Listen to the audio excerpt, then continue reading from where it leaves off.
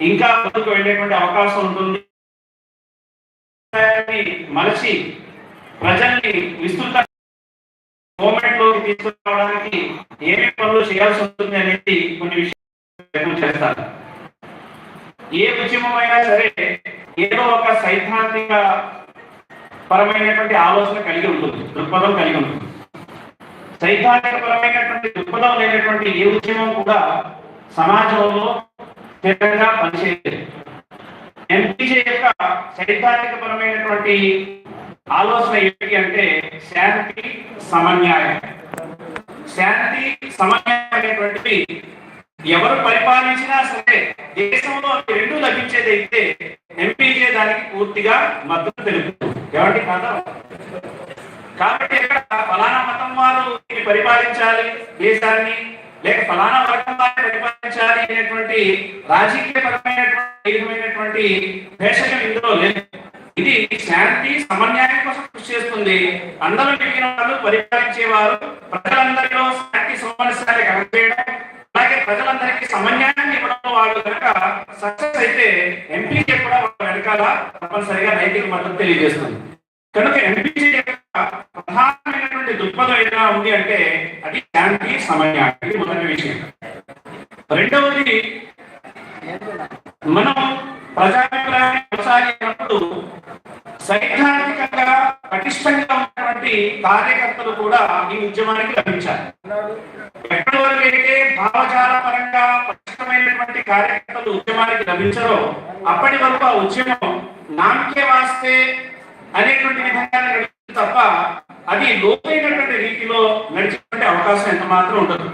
కనుక సైద్ధాంతిక పటిష్టత, స్పష్టమైనటువంటి దార్శనికత అనేటువంటిది ఉద్యమానికి ఉండాలి. అలాంటి లక్ష్యాలు, అలాంటి బలమైనటువంటి ఆలోచన కలిగినటువంటి కార్యకర్తల్ని తయారు చేయడంలో ఉద్యమం తప్పనిసరిగా ప్రయత్నం చేయాలి. అదే విధంగా మరొక మాట కూడా ఏంటంటే ఉద్యమం తాను కలిగినటువంటి కళను, అది చూచేటువంటి సమాజాన్ని, చూచేటువంటి దార్శనికమైనటువంటి విజన్ ఏదైతే అంటామో దీన్ని ప్రజలకు ప్రత్యక్షంగా చూపించడంలో కూడా ఎంపీజే కృతకృత్యం అవ్వాలి, సక్సెస్ అవ్వాలి. ప్రజలు ఎంపీజేని చూస్తే ఎంపీజే నిర్మించేటువంటి సుందర సమాజం, ఎంపీజే నిర్మించేటువంటి ఒక ఉన్నతమైనటువంటి సమాజం, శాంతి సమన్యాయమైనటువంటి సమాజాన్ని ఎంపీజేని చూడగానే ప్రజలు దర్శించగలిగారు. ఆ స్థాయిలో మన యొక్క ప్లానింగ్ ఉండాలి, ఇది గుర్తించాలి. అదే విధంగా ఎంపీజేకి సంబంధించి ఒక అపోహ ఏదైతే అది తొలగించాలి. మీరు కొన్ని రాజకీయ నాయకుల లేక కొన్ని మత వర్గాలకు సంబంధించినటువంటి అపోహ ఇది తప్పనిసరిగా తొలగించాల్సిన అవసరం ఎంపీజే కూడా ఉంది. ఎందుకంటే ఎంపీజే మతానికి సంబంధించి లేదా ఒక వర్గానికి సంబంధించినటువంటి ఒక ఉద్యమంగా దీన్ని మలచేటువంటి ప్రయత్నం విమర్శకులు చాలా మంది చేస్తున్నారు. వాస్తవానికి MPJ irrespective of caste, irrespective of religion, ఇది ఒక సామాజిక పరమైనటువంటి సంస్థ.